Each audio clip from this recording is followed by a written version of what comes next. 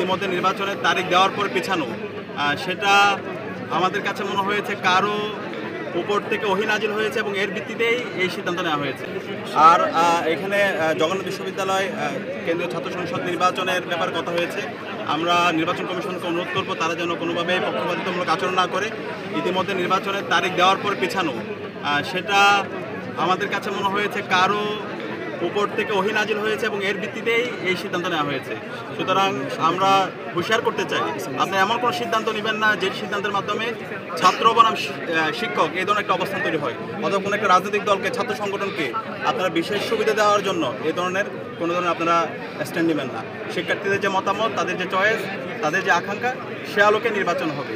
সুতরাং এখনো সময় আছে, আপনারা সকল অংশীদারদের সাথে বসে শিক্ষার্থীদের যে সময় ক্যাম্পাস থাকবে সেই সময়ের মধ্যে একটা তারিখ ঠিক করবেন। আরেকটা হচ্ছে আমাদের খুনি হাসিনা এবং তার দূষকদের বিরুদ্ধে আমাদের সবসময় সজাগ থাকতে হবে। আজকে জুলাই বিপ্লবের মাধ্যমে বাংলাদেশে ফেসিবাদের দূষণরা এই দেশ থেকে পালাইছে।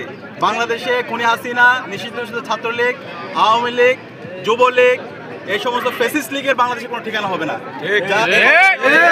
সকল দূষণরা এই দেশ থেকে পালাইছে। এখন পর্যন্ত যারা বিভিন্ন জায়গায় গুপ্ত অবস্থায় আছে আমরা সবাইকে আইডেন্টিফাই করব।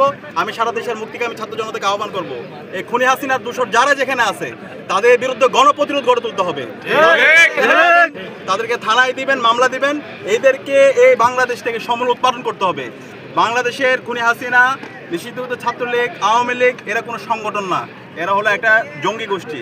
এদেরকে যেখানে পাওয়া যাবে সেখানে গণপ্রতিরোধ করতে হবে, তাদেরকে থানায় দিতে হবে এবং এই বাংলাদেশ হবে বাংলাদেশপন্থী যারা আছে তাদের। সুতরাং এই ফ্যাসিস্টের কোনো ঠিকানা নাই। আমরা সবাই ঐক্যবদ্ধভাবে, আমরা যারা জুলাইয়ে একসাথে আন্দোলন করেছি, আমাদেরকে আবারও সময় ঐক্যবদ্ধ হতে হবে। এই সকল ফেসিবাদের দূষকদেরকে সমূল উৎপাদন না করার পর্যন্ত আমাদের লড়াই থামালে চলবে না, আমাদের লড়াই চালিয়ে যেতে হবে। এবং আমি বিশ্বাস করি বাংলাদেশের মুক্তিকামী ছাত্র জনতা জুলাই যেভাবে তার নেমে এসেছিল, এখন ঐক্যবদ্ধভাবে তারা সকল ফেসিবাদের দূষকদের বিরুদ্ধে তারা ঐক্যবদ্ধভাবে তাদের লড়াই প্রতিবাদ জারি রাখবে।